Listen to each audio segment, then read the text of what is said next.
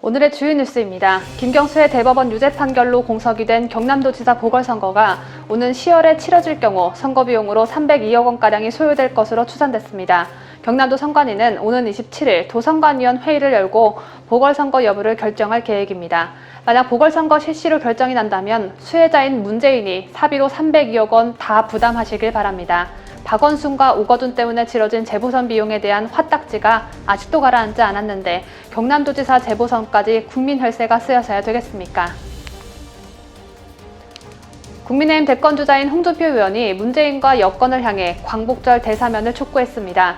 홍 의원은 문재인 정권의 출범의 정당성은 드루킹과 김경수의 여론조작 사건으로 크게 훼손이 됐다면서 원상 회복할 마지막 기회가 이번 8.15 대사면이라고 말했습니다. 이명박 박근혜 대통령 등 전임 정부 인사들을 향했던 검찰 수사에 대해서 권력의 요구에 의한 청부 정치 수사였다고 비판했습니다. 국민 3명 중 2명이 이재용 삼성전자 부회장 석방론에 찬성한다는 여론조사 결과가 나왔습니다. 리얼미터가 YTN 의뢰로 지난 23일 전국 18세 이상 500명을 대상으로 이 부회장 광복절 가석방 찬반을 조사한 결과 경제 활성화를 위해 가석방을 해야 한다는 응답이 66.6%로 나타났습니다. 국민 핑계대며 이 부회장을 감옥에 가둬두고 있는 문재인은 66.6%만으론 부족하다고 하는 건 아닐는지 모르겠습니다. 지난달 7일 화이자 백신을 맞은 20대 남성 군인이 접종 엿새 뒤인 13일 가슴 통증과 신체 이상을 호소한 뒤 아침 8시쯤 사망했습니다. 백신 접종 후 심근염으로 사망한 국내 첫 사례입니다. 심근염은 심장 근육에 염증이 일어나는 질환입니다. 또 화이자 2차 접종 후 흉통을 호소한 20대 남성은 심장의 바깥면을 싸고 있는 심막의 염증, 심남형을 진단받았고 아스트라제네카 백신을 맞은 70대 여성은 혈소판 감소성 혈전증 진단을 받았는데 정부가 웬일로 이 3건 모두를 백신 접종 뒤 중증 사례로 인정했습니다. 부작용 사태가 속출하다 보니 박박 우겨대는데 한계를 느꼈나 봅니다. 염현철 천안함 전후의 영상감독이 2018년 국방부 직할 국방홍보원 근무 시절 제작한 영상에서 북한 주민의 자유를 언급한 탈북민 인터뷰를 안 뺐더니 정부가 남북정상회담 홈페이지에 올리지 않았다고 밝혔습니다. 염 감독은 위에서 빼라고 했는데 안 뺐다며 그랬더니 그 편만 홈페이지에 올리지 않은 것이라고 설명했습니다. 문재인 정부는 우리의 상상을 초월할 정도로 북한의 심기를 살피고 있습니다. 이상으로 오늘의 주요 뉴스였습니다.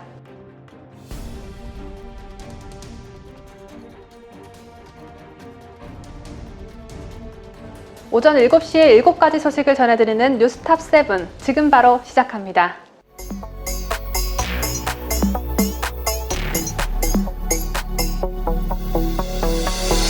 성추행을 당한 뒤 극단적 선택으로 사망한 공군 여성 부사관의 직속 상관이자 피해자를 2차 가해한 혐의를 받는 A 상사, 최근 구속된 상태로 수사를 받고 있었죠. 그런데 그 A 상사가 돌연 숨진 채 발견됐습니다. A 상사는 극단적 선택을 한 것으로 전해졌습니다. A 상사가 군 수감시설에서 스스로 목숨을 끊은 시간대는 햇살이 가장 뜨거운 대낮입니다. 따라서 국방부의 관리 소홀에 대한 비난이 거세게 일고 있습니다. 군 인권센터와 군에 따르면 A 상사는 25일 오후 서울 용산구 국방부 내 수감시설에서 사망한 것으로 확인됐습니다. A 상사는 2시 55분께 수감시설 화장실에서 의식불명인 채로 발견돼 인근 병원으로 후송됐지만 결국 숨을 거뒀습니다. A 상사는 현재 고인이 된 이 중사가 사건 이튿날 성추행 피해 사실을 토로했지만 5인 이상 회식을 주도한 자신이 방역지침 위반으로 처벌받을 것을 두려워해 없었던 일로 해줄 수 없겠느냐며 이 중사가 신고하지 못하도록 회유하고 협박한 것으로 밝혀진 바 있습니다. 때문에 A 상사는 지난달 30일 면담 강요와 보복 협박 등 이중사에 대한 2차 가해 혐의로 구속 기소돼 국방부 근무지원단 내 미결수용시설에 수감됐습니다. 그리고 다음 달 6일 첫 공판을 앞두고 있었습니다. 고작 코로나 방역 수칙 위반에 대한 처벌을 받기 싫어서 성추행 피해자의 입을 막고 괴롭힌 인간이 죽을 용기는 또 있으셨나 본데 앞으로 가해자로서 재판을 받으며 국민적 비난을 받는 것보단 차라리 죽는 게 낫다고 생각했나 봅니다. 죽기 전에 자신의 죄는 뉘우치기라도 했는지 모르겠습니다. 한편 군 인권센터는 이날 성명을 내고 A 상사의 사망은 명백히 국방부의 관리 소홀에 책임이 있다고 밝혔습니다. 센터는 고인은 대통령이 직접 엄정 수사를 지시했을 만큼 사회적 관심도가 높은 사건에 연루 기소돼 면밀한 관리가 필요한 상태였다며, 그럼에도 대낮에 수감시설 내에서 이와 같은 일이 발생한 데는 국방부의 안일한 상황 인식이 주요하게 작용한 것으로 보인다고 했습니다. 이날 국회에서 열린 국방위원회 전체 회의에서도 국방부의 군 수감자 관리 소홀을 지적했습니다. 신원식 국민의힘 의원은 군 수용시설에서 감시 소홀로 이 같은 일이 벌어진 것은 이번이 처음이라며 서욱 장관을 강하게 질타했습니다. 올해는 도대체 이해할 수 없는 사건의 연속이에요. 여군 이중삼하더라도 신고를 하고 물증이 명확한데 2달 이상 하고 있다가 자살하고 난 뒤도 지금 엉망으로 수사가 진척이 제대로 되지도 않고, 그다음에 가해자는 와서 또 어떤 경위로 그 신문 보도에 의하면 독방에 있는 화장실에서 죽었다, 또는 다른 공용방에서 죽었다, 그것도 잘 모르겠는데 어떻게 수용자 관리를 했으면 거기서 자살을 하는, 이것도 다 다 신기록이에요. 과거에 한 번도 없던 사건이 신기록입니다. 상당한 계급에 있는 지휘관들이 완전히 뭐 기강이라는 표현은 보다는 좀 죄송합니다만은 무능한 건지 조치를 할 줄을 몰라, 사건이 발생하면. 이거 어떻게 해야 되지? 어떻게 해야 되지? 이렇게 하고 많은 느낌을 받을 수밖에 없다는 거예요. 그것은 CCTV를 해야 될 것이고 수시로 확인할 수 있는 체크하는 시스템이 있어야 되는데, 이에 대해서 장관님 입장을 좀 말씀해 주십시오. 이에 서욱 장관은 미결 수용시설 독방 안에 별도의 화장실이 있는 구조라며 CCTV는 인권 문제로 복도만 비추고 있다고 설명했습니다. 제가 알고 있는 바에 의하면 이제 그 미결 수용 시설이 이제 독방에 안에 별도의 화장실이 있고 뭐 하는 그런 구조입니다. 그리고 이제 CCTV는 그 인권 문제 때문에 복도 쪽만 비추고 있고 시간에 그 주기적으로 이렇게 왔다 갔다 하는 순찰 형태를 진행한다고 하는데, 그 안에서 이제 그런 일이 있어서 좀 이 부분을 다 꼼꼼하게 다 살펴보고, 의원님 말씀처럼 군 수용실이 여기만 있는 거 아니고 다른 것도 그 전수조사를 좀 하도록 그렇게 하겠습니다. 한마디로 손은 잃었지만 소가 살던 외양간은 잘 고쳐보도록 하겠다, 이 말입니다. 서욱 장관이 취임한 지 1년이 다 되어갑니다. 서욱이 장관이 되고 나서 터진 군 사고와 논란들만 해도 10손가락 안에 꼽기 힘들 정도로 참 많습니다. 그런데도 서욱은 잘리지 않고 여전히 장관직을 유지하고 있습니다. 직설적이고도 현실에 맞게 콕 집어 말하자면 장관질을 하고 있다고 해야 맞을 것 같습니다.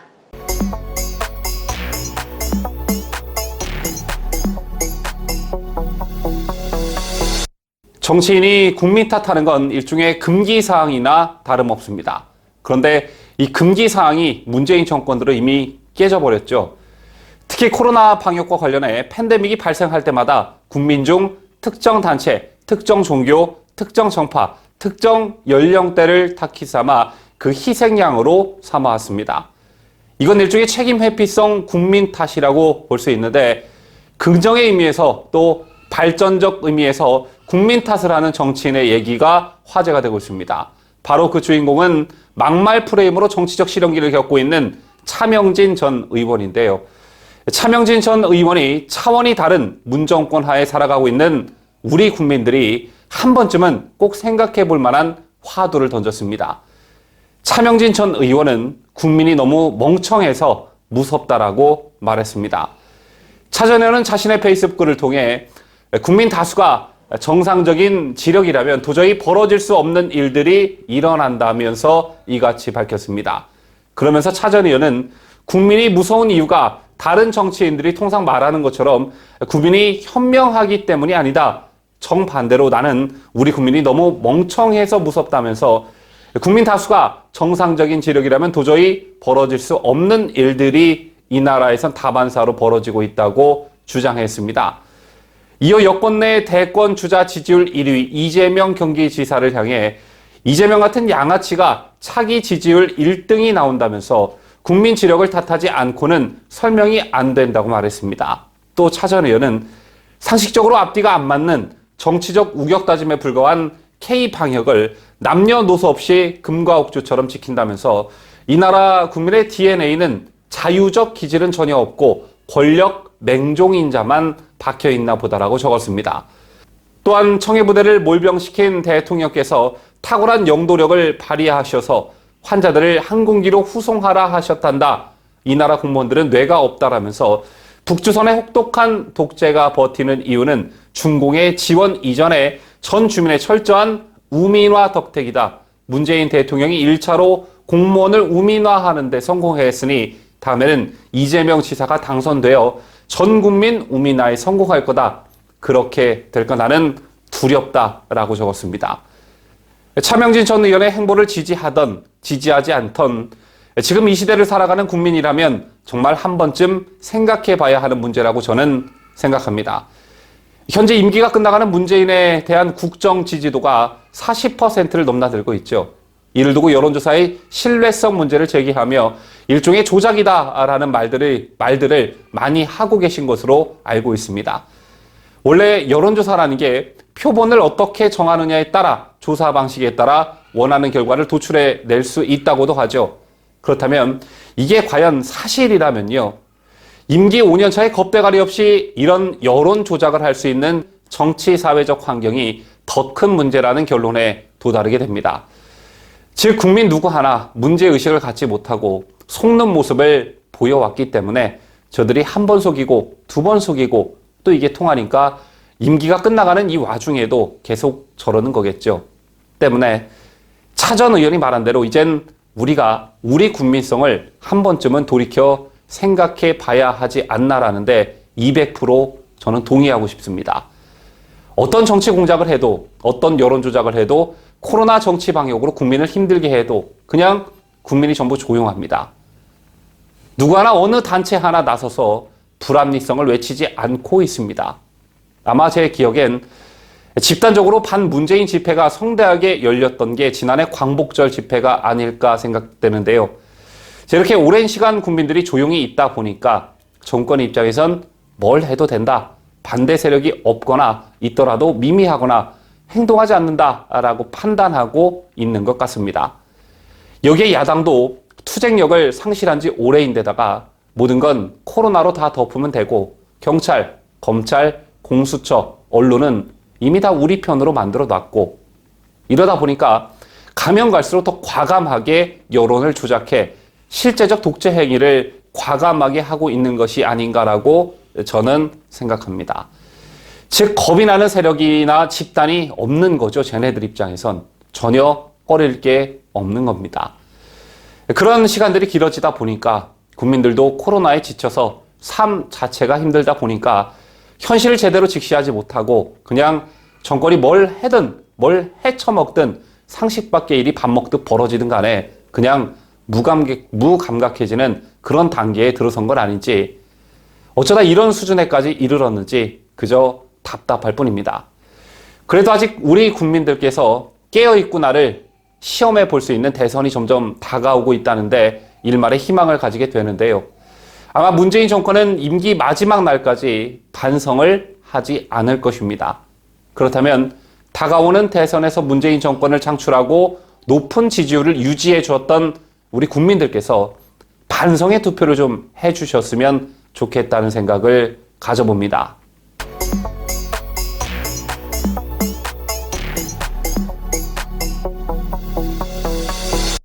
서울시가 어제 오전과 오후 3차례에 걸쳐 광화문 광장에 있는 세월호 기억공간 현장을 찾아 세월호 유족 등을 상대로 철거를 위한 설득에 나섰습니다.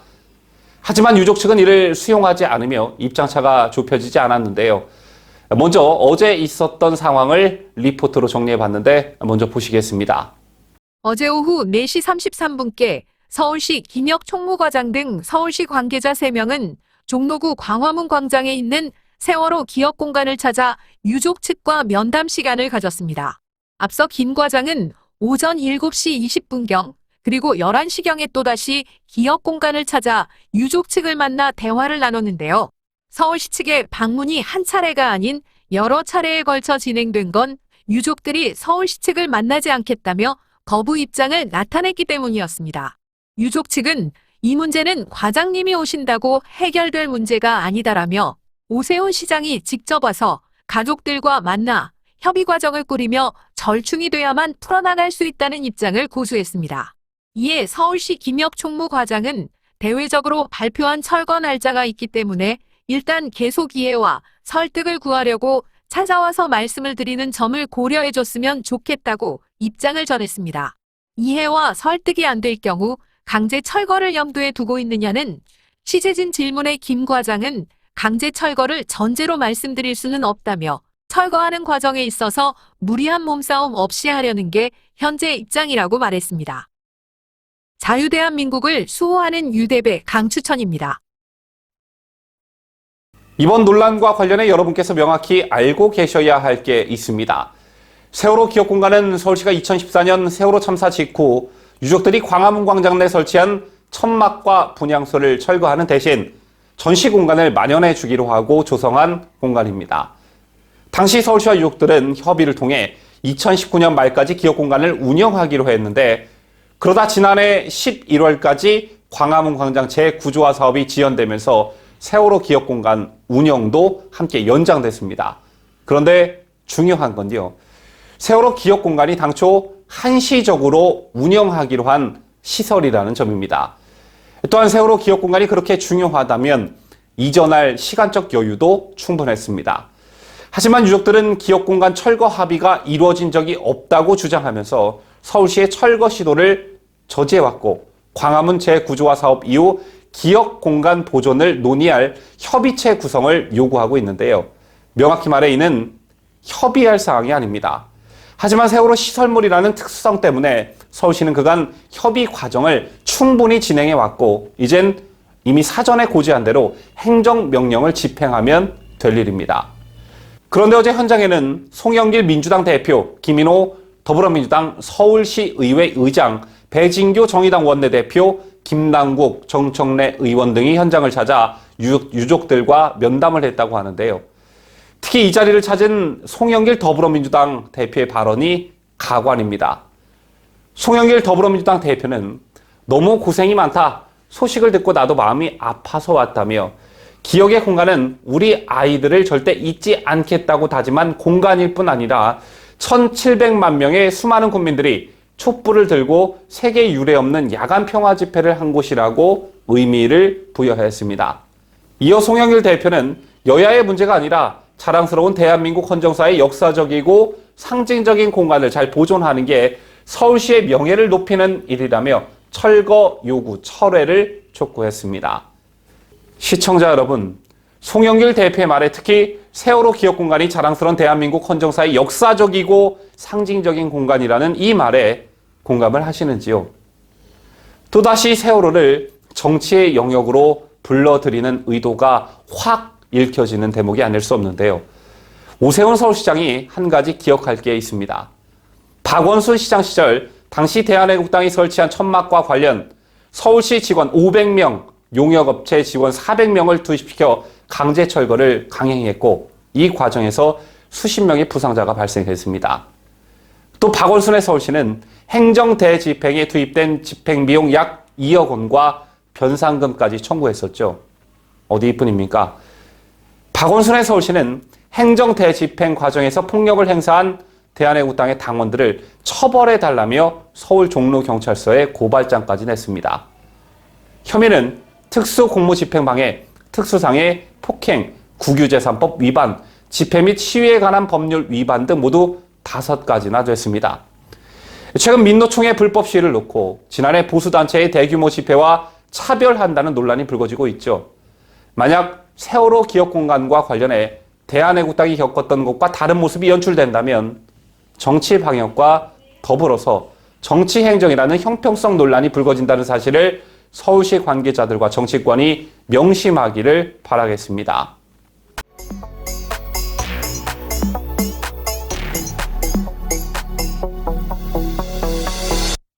정부의 반강제적 코로나 백신 접종 지침으로 1차 접종을 마친 고등학교 3학년 학생들의 부작용 사태 어제 뉴스에서 전해드렸는데요. 오늘은 백신 접종을 거부한 국민을 방역당국이 인권 유린하고 있다는 의혹에 대해 보도해드리도록 하겠습니다. 지난 20일 충북 청주에서 한 노인 요양시설 종사자 한 명이 코로나 확진 판정을 받았는데 이 종사자에 대해 방역당국이 백신을 대체 왜 맞지 않은 건지 조사하기로 했다고 밝힌 것으로 알려졌습니다. 백신 접종을 한다고 해서 코로나에 걸리지 않는다는 보장도 없고 백신 접종을 완벽히 마치고도 코로나에 걸린 감염자가 속속들이 나오고 있는 상태에서 코로나 미접종자에 대한 강압적인 접종 권유와 백신 접종 거부를 한 이유에 대해 조사하는 건 심각한 인권 유린에 해당할 수밖에 없습니다. 더군다나 백신 미접종이 코로나 양성의 직접적인 이유가 될 순 없으니 말입니다. 그러나 청주시 방역당국은 이 요양보호사가 혈압, 당뇨 등으로 백신 접종을 하지 않은 것으로 보고 있으며 특히 고의적 접종 기피 등 가능성을 배제하지 않고 조사하기로 했다고 밝힌 것으로 알려졌습니다. 방역당국이 백신 접종 기피자에 대해 기피 이유 등에 대해 따져 물을 권한이 과연 있을까요? 질병관리청이 공식적으로 내놓은 문서에 따르면 백신 접종을 하는 것은 개인의 자유이며 백신 접종 여부로 인해 어떠한 차별도 받을 수 없다고 되어 있습니다. 이렇게 백신 접종은 자유라고 해놓고 실제로는 백신을 왜 맞지 않았는지 조사까지 벌이고 있습니다. 마치 북한 공산당이 자유민주주의 선거를 한다고 해놓고 김정은의 몰표가 나오는 그런 모습을 보는 것 같습니다. 질병관리청 고문에 따르면 백신 접종은 권고사항일 뿐이며 누구도 강제로 우월적인 지위를 이용하여 백신을 강제로 접종하지 못하도록 되어 있습니다. 방역당국이 법적인 권한도 없이 주제넘게 개개인에게 백신 미접종 사유를 따져 물을 수 없다는 것입니다. 그런데 조사를 한다니 말과 행동이 제각각 따로 노는 질병관리청이 아닐 수 없습니다. 법조계에 따르면 청주시 방역당국이 만약 해당 요양보호사에 대해 무리한 조사나 강제적인 백신 접종을 강요한다면 보건소장을 비롯한 해당 직원에 대해 고발 조치를 할 수 있습니다. 이런 가운데 정부가 코로나 감염자 수를 조작하고 있다는 의혹이 터져나왔습니다. 코로나 확진 검사에서 중요한 건 몇 명이 감염됐냐가 아니라 검사자 대비 확진자의 비율, 즉 확진율이죠. 그런데 이 확진율이 매주마다 평일보다 주말에 2배 이상 높은 현상이 반년 이상 지속되었다면 그 통계 자료를 신뢰할 수 있을까요? 의료계 전문가들과 면역학자들을 중심으로 질병관리청의 코로나 확진자 숫자 추이에 이상한 점이 발견되었다는 주장이 제기되고 있는데 이들은 매주마다 평일과 주말에 코로나 검사 양성 판정률이 2배 넘게 차이가 나는 것을 수상히 여기고 있습니다. 일반적으로 검사자 인원에 따라 확진자가 늘어날 수는 있어도 확진율은 거의 일정한 추이를 보여야 정상입니다. 따라서 만약 이 의혹이 사실이라면 질병청은 평일에 검사에서 확진받는 비율보다 주말에 검사에서 확진받는 비율이 2배씩이나 높았다는 결과치를 수개월 동안 조작해서 발표해 온 것입니다. 질병관리청이 매일같이 공개하고 있는 코로나 확진 통계 자료를 보면 평일 검사에서는 낮게 나타나는 확진율이 매주 주말만 됐다 하면 갑자기 평일 확진율의 2배 이상으로 높아지는 현상이 수개월째 반복되고 있습니다. 주말에 사람들이 많이 놀러 다니니까 당연한 거 아니야? 하시는 분들이 계실까봐 다시 한번 강조해 말씀드립니다. 단순히 오늘 몇 명이 감염됐나 라는 걸 알 수 있는 확진자 수가 아닌 검사자 수 대비 확진자를 뜻하는 확진율입니다. 심지어 한두 번 그런 것이 아니라 수개월째 매주 평일과 주말의 확진율이 동일한 패턴을 갖고 2배가량의 차이를 보이고 있는 것에 우리는 주목해야 할 필요성이 있어 보입니다. 저희 제작진이 질병관리청이 그동안 발표한 통계를 평균치로 계산해 시청자 여러분께서 보기 쉽게 그래픽으로 정리해봤습니다. 6월 첫째 주 확진율을 보면 평일 평균 1.9%, 주말 평균 3.9%입니다. 주말 확진율이 평일 확진율의 2배 이상 높습니다. 6월 둘째 주 평일 평균 1.67%, 주말 평균 3.41%, 6월 셋째 주 평일 평균 1.56%, 주말 평균 3.43%, 6월 넷째 주 평일 평균 2%, 주말 평균 4.37%로 마찬가지로 매주마다 주말 확진율이 평일 확진율보다 2배 이상 높습니다. 가장 최근인 7월 달도 살펴보겠습니다. 7월 첫째 주 코로나 감염 확진율은 평일 평균 2.6%, 주말 평균 4.93%, 7월 둘째 주는 평일 평균 3.28%, 주말 평균 6.33%, 7월 셋째 주 평일 평균 3.21%, 주말 평균 5.08%로 지난 6월과 마찬가지로 주말 확진율이 평일 확진율보다 현저히 높습니다. 올해 1월부터 5월까지를 모두 분석한 결과도 같았습니다. 전문가들은 확진율이 이렇게 주중과 주말로 나뉘어 차이가 나는 것은 자연계의 현상으로는 설명될 수 없다고 입을 모읍니다. 이는 결국 질병청의 명백한 통계 오류 또는 의도적으로 확진자 숫자를 조작하려다 들킨 실수라고 주장하기도 합니다. 갑자기 4.15 부정선거가 떠오르는 건 왜일까요? 사회로 부정선거를 조작한 일당들도 멍청이같이 지역마다 같은 수치를 적용해 조작이 들통나버렸죠. 서울대학교를 졸업하고 삼성 서울병원에서 내분비내과 연구원으로 재직했던 배용석 면역학자는 바이러스 확진율은 특정 기간 동안 검사자 숫자 대비 양성 판정된 사람의 숫자를 나타내는 비율이라며 바이러스 감염 확률이 주말과 평일을 구분하여 패턴을 갖고 변한다는 것은 불가능하다, 의학적으로도 불가능하고 상식적으로도 불가능하다고 확언했습니다. 검사자 숫자가 늘면 확진자 숫자도 같은 비율로 늘어나고 검사자 숫자가 줄어들면 마찬가지로 확진자 숫자도 같은 비율로 줄어들기 때문에 확진율은 어느 정도 일정하게 나와야 한다는 것입니다. 아무래도 질병관리청이 통계 숫자를 입력하는 과정에서 확진자 수에만 집착하다 보니 주말에 검사자 숫자가 적어지는 것을 생각하지 못하고 정치 방역이라는 목적 달성에만 급급했던 것으로 보여집니다. 확진자 수는 사회적 거리두기 단계별 조치와 백신 접종 강요 등 국민을 대상으로 방역 정책의 근간이 되고 있기 때문에 만약 이 확진율 조작 의혹이 사실로 드러날 경우 그 파장은 어마어마해질 수밖에 없습니다. 그러므로 질병관리청이 조속한 시일 내에 속 시원한 반박을 해주길 목이 빠질 듯이 학수고대하고 있겠습니다.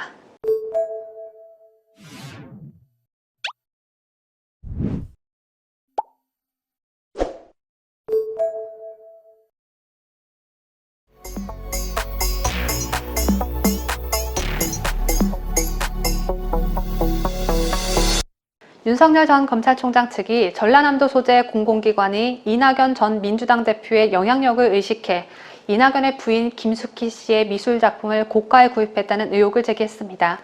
여권이 윤 전 총장의 부인 김건희 씨의 전시회 관련 의혹을 제기한 데 대해 맞불을 놓은 것으로 보여집니다.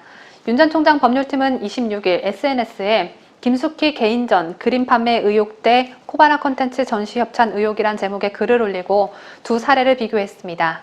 법률팀은 김 씨의 생애 첫 전시회에서 전남도시개발공사가 김 씨의 그림 2점을 900만 원에 매입했고 김 씨는 이외의 그림 3점도 공공기관에 판매했으나 이낙연 전 대표 측은 구체적인 판매 내역 공개를 거부하고 있다며 이름이 거의 알려지지 않은 화가의 첫 개인전에서 공공기관이 그림을 구매하는 것은 상당히 이례적이라고 주장했습니다. 법률팀은 그러면서 두 번째 전시회는 서울 인사동에서 열렸는데 광주 매일신문, 한겨레 동정에 홍보성 기사를 냈고 국회의원 이낙연 이름의 인사말이 담긴 초청장을 대량으로 발송해 전남 기업인, 공사 직원, 관계자들 상당수가 전시회에 참석했다고 밝혔습니다. 첫 전시회가 열린 2013년 이낙연은 전남의 지역구를 둔 국회의원이었고 차기 유력 전남지사로 거론되는 점을 근거로 공공기관 등이 작가 초년생인 이낙연 부인의 작품을 매입했다는 게 윤 전 총장 측 주장입니다. 윤 전 총장 측은 부인 김건희 씨 전시회 관련 의혹도 함께 설명했습니다. 법률팀은 코바나 콘텐츠 주간 전시회는 결혼 전 윤석열의 좌천 시절 서울중앙지검장 재직실을 가리지 않고 꾸준히 열렸다며 전시회는 문화예술을 사랑하는 시민들로부터 과분한 사랑을 받아왔다고 주장했습니다. 그러면서 기업은 직원 복지와 사회공헌 활동의 일환으로 여느 전시회와 마찬가지로 입장권을 필요한 만큼 일괄 구매해 사원들이나 취약계층에게 나눠준다며 기업들이 입장권을 구매하면 협찬기업 명단에 이름을 올려주는 방식으로 입장표와 팜플릿 등의 협찬기업 명단을 투명하게 공개했다고 밝혔습니다. 법률팀은 또 기업의 입장권 구매를 두고 보험용 뇌물 운운하는 것은 전시회를 함께 준비한 다른 회사 관계자들, 스텝, 관람객들, 문화예술계에 대한 모독이라고 생각한다고 덧붙였습니다. 이낙연의 부인 김 씨 의혹은 이낙연 총리 인사청문회에서 불거졌는데 시민단체의 고발이나 수사기관의 수사가 진행되지 않고 있다고 지적한 윤석열 법률팀은 그러나 코바나에 대해서는 서울중앙지검이 반부패 수사부를 동원하고 특별수사팀을 꾸려 1년 가까이 수사 중에 있으며 기업에 대한 과도한 자료 요구로 물의를 일으키기도 했다고 억울함을 표출했습니다.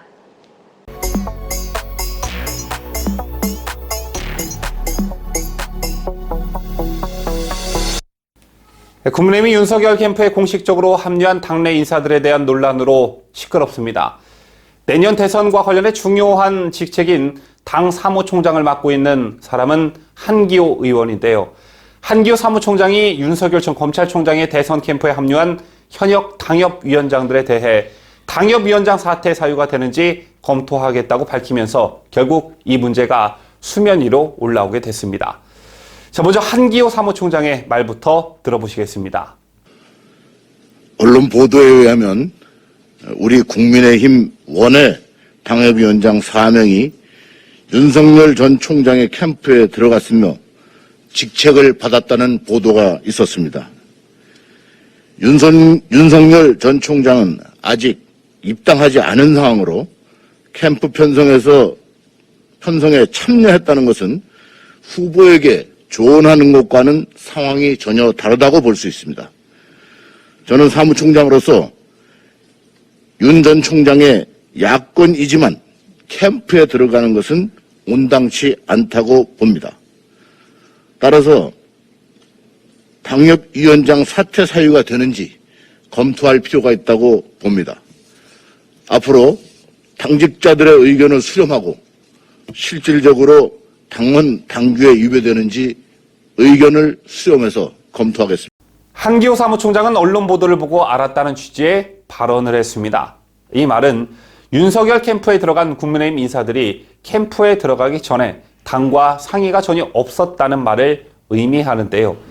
또 한 사무총장은 당 밖에 있는 야권 주자에게 조언을 해주는 것은 문제가 되진 않지만 캠프에 들어가는 건 문제의 소지가 다분하다는 그런 취지로 말했습니다.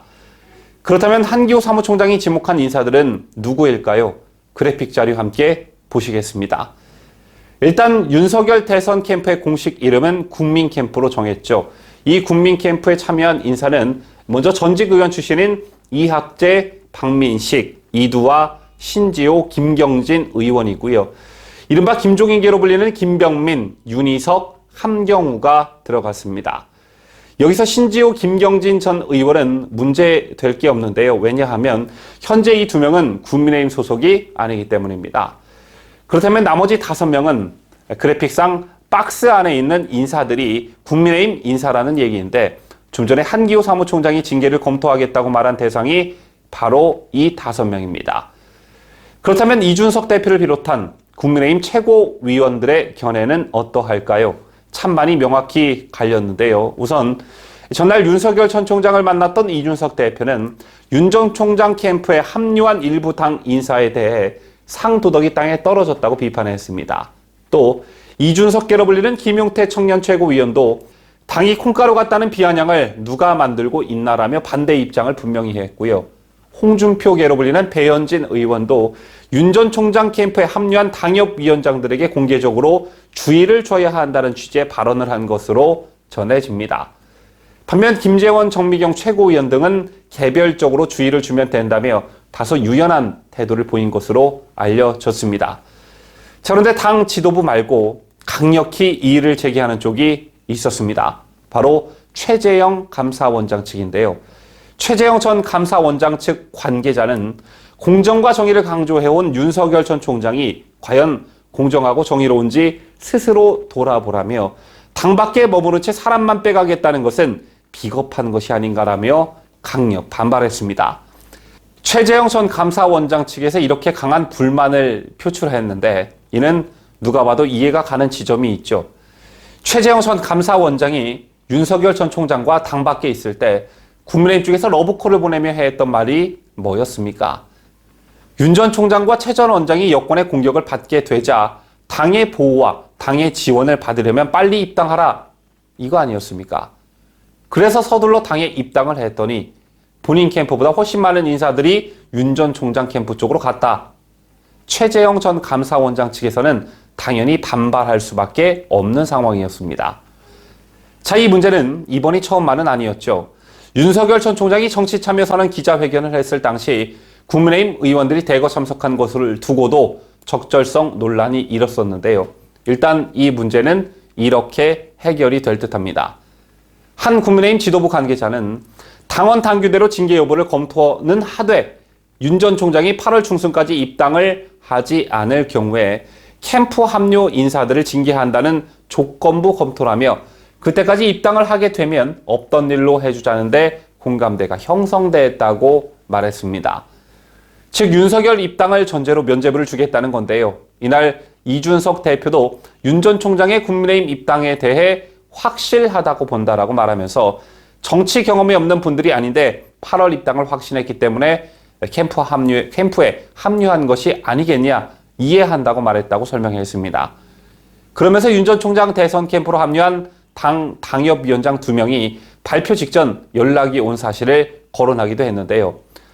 원론적 입장에서 보면 이번 논란은 당원 당규대로 해당 행위자로 구분해 징계를 하는 게 맞습니다. 하지만 지금 당이 처해져 있는 상황을 보면 무자르듯 명확히 할 수 없는 사정도 한편으론 이해가 가는데요. 윤석열 전 총장을 지지하는 국민의힘 의원들의 말을 들어보면 자신들은 윤 전 총장이 당에 가급적 빨리 입당할 수 있도록 마중물 역할을 하고 있다며 항변하고 있습니다. 저는요, 이번 논란을 지켜보면서 유력 대선 후보 하나 보유하고 있지 못한 국민의힘의 현 주소를 명확히 보여주고 있지 않나라고 생각합니다. 어찌됐든 윤석열 전 총장의 국민의힘 입당 문제가 어떤 식으로든 조속히 해결되기를 바라겠습니다.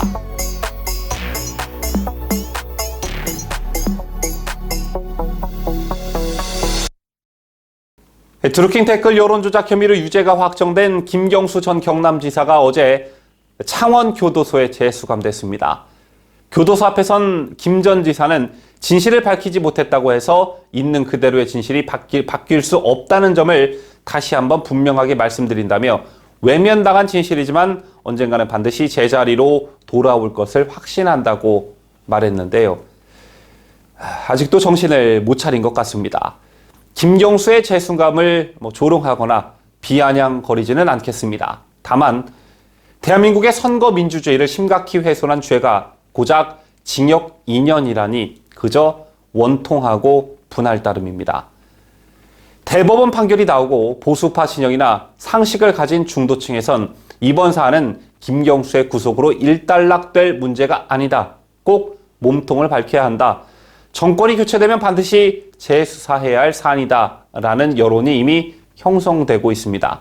그런데 이런 여론이 형성되고 있음에도 불구하고 또 이런 여론을 형성하는데 혼신의 힘을 다해야 할 제1야당인 국민의힘이 미온적 태도를 일관해 비판의 대상이 되고 있습니다. 특히 국민의당 안철수 대표와 당 밖에 머무르고 있는 윤석열 전 총장이 이 문제를 접근하는 태도와 상당히 비교가 되고 있는데요. 존경하는 국민 여러분, 김경수 전 지사 범죄에 대한 확정 판결로 사건이 종료된 것이 아닙니다. 드루킹 댓글 조작 사건에 대한 대통령의 직간접 관련 여부와 함께 추가 수사를 통해 밝혀져야 할 부분이 더 있습니다. 첫째, 바로 드루킹이 주도한 친문단체이자 김 전 지사 범죄와 직접적 연관성이 의심되는 소위 경인선의 범죄 연루 문제입니다. 경인선에 대해서는 제대로 된 수사조차 이루어지지 못했습니다. 그들이 대선 과정에서 어떤 중요한 역할을 했기에 대통령 후보 부인께서 만인이 지켜보는 체육관에서 그렇게도 경인선을 외치며 애타게 찾아다녔는지 철저히 수사해서 국민 앞에 그 이유와 배경을 밝혀야 합니다. 이 밖에도 안 대표는 문재인 정권은 범죄 수익에 기반한 도둑 정권이라며 범죄의 결과물인 작물 정권이라고 강도 높게 비판했습니다. 또 몸통을 찾는 추가 수사를 강력히 촉구한다며 드루킹 댓글 사건의 몸통으로 문재인을 직접 지명했습니다. 그러면서 한 대표는 범야권 대선 주자들의 공동 대응을 제안하기도 했는데요. 윤석열 전 검찰총장 또한 안 대표와 비슷한 입장을 내놓아 이목이 집중됐습니다.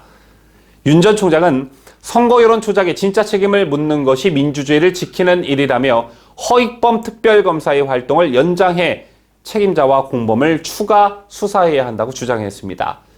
진짜 배우에 대한 수사 필요성을 제기함과 동시에 만약 자신이 대통령이 된다면 이 사건을 다시 수사할 수도 있다는 걸 암시한 것입니다. 또한 윤 전 총장은 문재인의 이름을 직접 거론하기도 했습니다.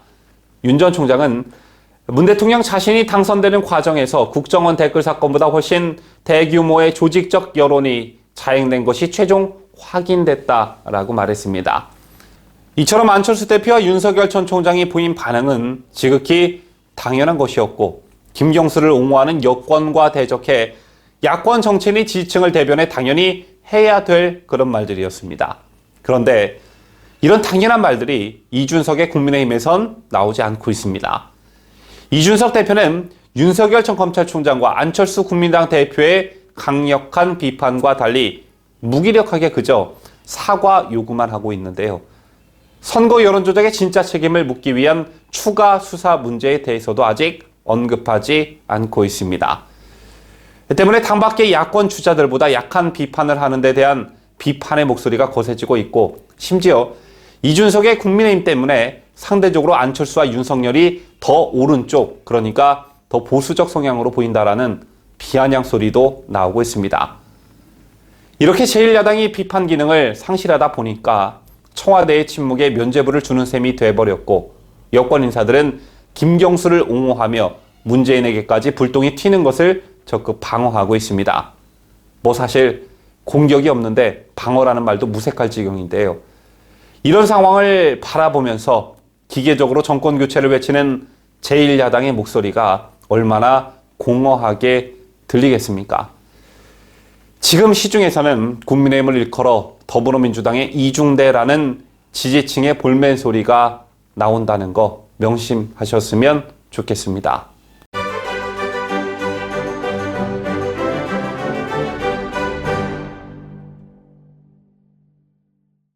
이상으로 저희가 준비한 뉴스를 모두 마치도록 하겠습니다. 시청자 여러분 모두 오늘도 활기찬 하루 시작하시기를 바라겠습니다. 지금까지 저는 자유대한민국을 수호하는 뉴스데일리 베스트 민앵커였습니다. 뉴스데일리 베스트는 구독자 여러분의 소중한 구독료를 운영합니다. 여러분의 자발적 구독료 참여를 기다립니다.